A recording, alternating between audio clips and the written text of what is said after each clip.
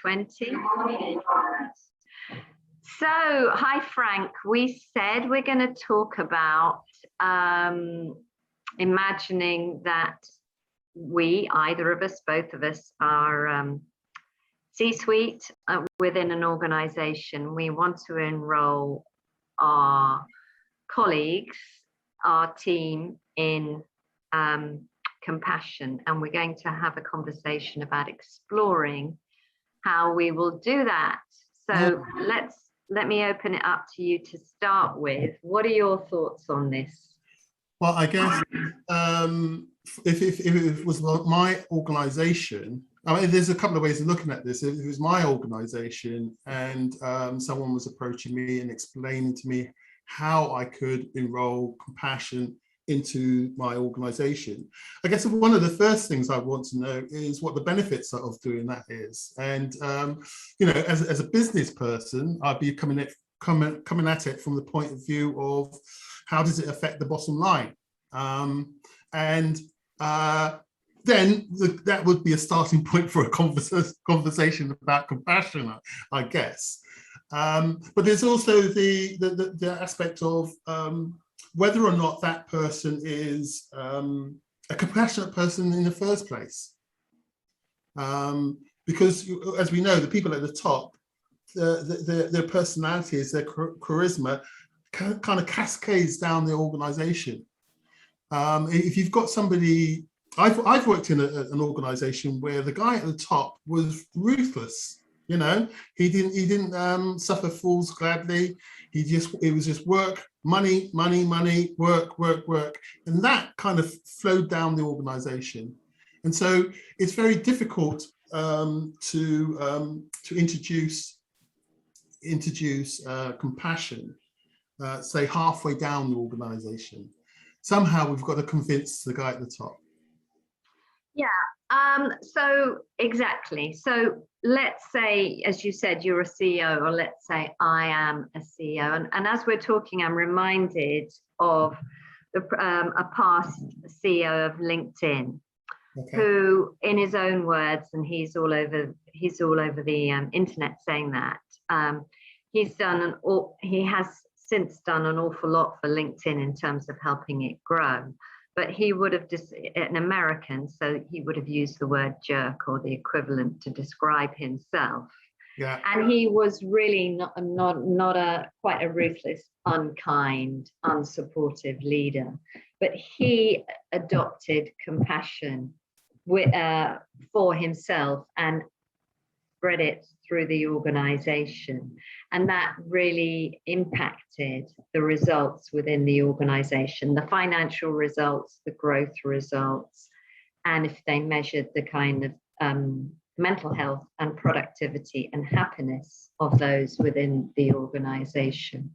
So I will often quote the results of his work, and there are many others. But I mean, what's interesting as a CEO of an organization, we who are CEOs have more influence and the ability to create change. However, we still want to enroll our people in embarking on whatever we put to them in a way that they willingly embark on it. So they're not dragged kicking and screaming into some new initiative, but they look at the initiative, they're fully informed of the initiative. They deeply see the value of the initiative, they're completely enrolled in it.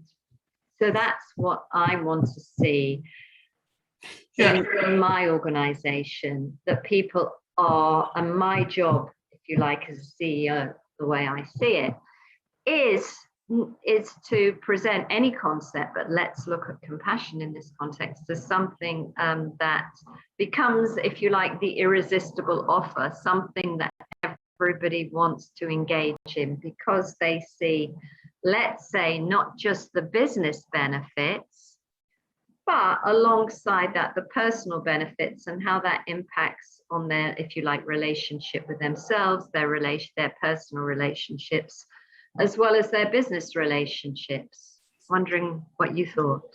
Yeah, no.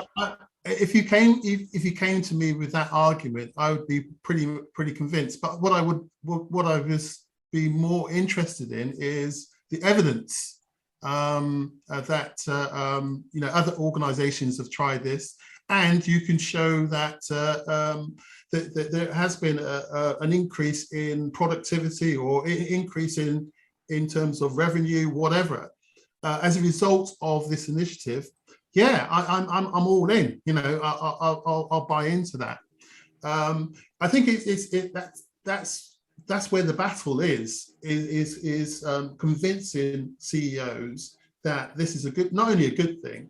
The problem with, if I can just divert it slightly, the problem that we have, we have is that compassion is sometimes seen as self-indulgent. It's seen as wimpish or fuddy-duddy. It has all these words that come along with it, and that's where the battle is to overcome that and show that no, actually, this affects your bottom line. It affects your workplace. You increase your the well-being. You increase your productivity. Yeah, and anything we put into the world, there are going to be some people who perceive it as a negative or not valuable or soft or not for us. But it's not something that everyone is going to engage in from the word go.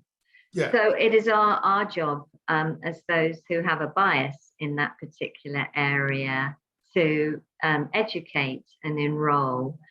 And there is so much research out there, and we can put some links into the comments here so that people can see where and how compassion has been proven to be effective in terms of impacting the performance of the organization.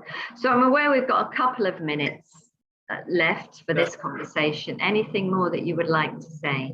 Yeah, I would like to say that a program like that would probably need some workshops so that people have the opportunity to express themselves, to get these things out in the open, so they can be discussed, so that it would help them adopt the approach that is putting forward by their CEO.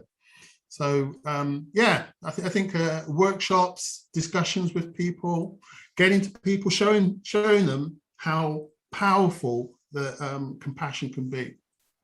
Yeah, and the proof of the pudding, like anything, is always in the eating. So people can try it out and can see the impact.